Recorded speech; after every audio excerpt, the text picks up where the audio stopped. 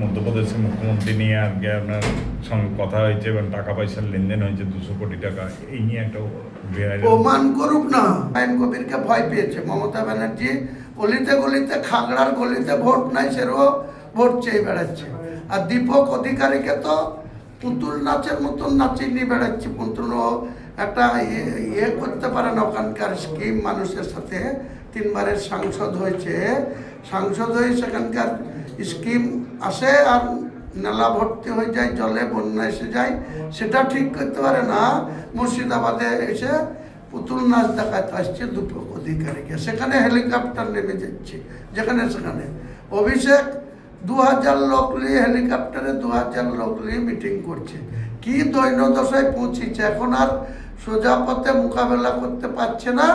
AI করে video বানিয়ে Humayun কবিরকে malign করার চেষ্টা করছে। ওই অভিষেককেও ছাড়বো না, মমতাকেও ছাড়বো না, কুণাল ঘোষকেও ছাড়বো না, ববিকেও ছাড়বো না। হুমায়ুন এবং বিজেপির মধ্যে 1000 কোটি টাকার ডিল নিয়ে যখন রাজ্য রাজনীতি তোলপাড়, ঠিক তখনই মুখ খুললেন হুমায়ুন কবির নিজে। স্পষ্ট জানালেন তাকে মেলাইন করার জন্যই চক্রান্ত করে এই ভিডিও ফাঁস করেছে তৃণমূল কংগ্রেস। হুমায়ুন কবিরের পাল্টা প্রতিক্রিয়া, বিজেপির সঙ্গে তার কোনো যোগ নেই। মমতা বন্দ্যোপাধ্যায় এবং অভিষেক বন্দ্যোপাধ্যায় এআই দিয়ে মুসলিম সমাজের কাছে তাকে হেয় করার চক্রান্ত করছে।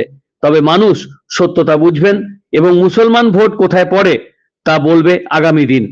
আজকের দিনে মুসলিম সমাজের মানুষ হুমায়ুন কবিরের পুরো কাছাকাছি এসে গেছে। হুমায়ুন কবিরকে এত সম্মান করছে, হুমায়ুন কবিরকে এত পেয়ার দিচ্ছে, হুমায়ুন কবিরের কথাই ভোট দিবে গোটা মুসলিম সমাজ, শুধু মুর্শিদাবাদ না বা গোটা বাংলায়।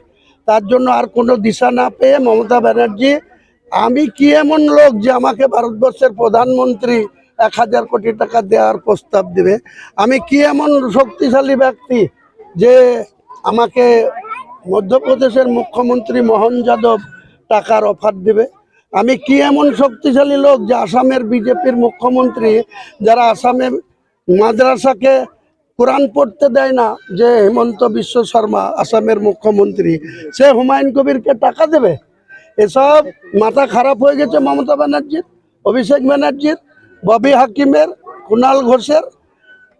যেটা আমার নামে আজকে রটানো হয়েছে, প্রেস কনফারেন্স করা হয়েছে, প্রমাণ না দিতে পারলে কুণাল ঘোষ, অভিষেক, মমতা আর ববি 4 জনের বিরুদ্ধে মানহানি মামলা করব।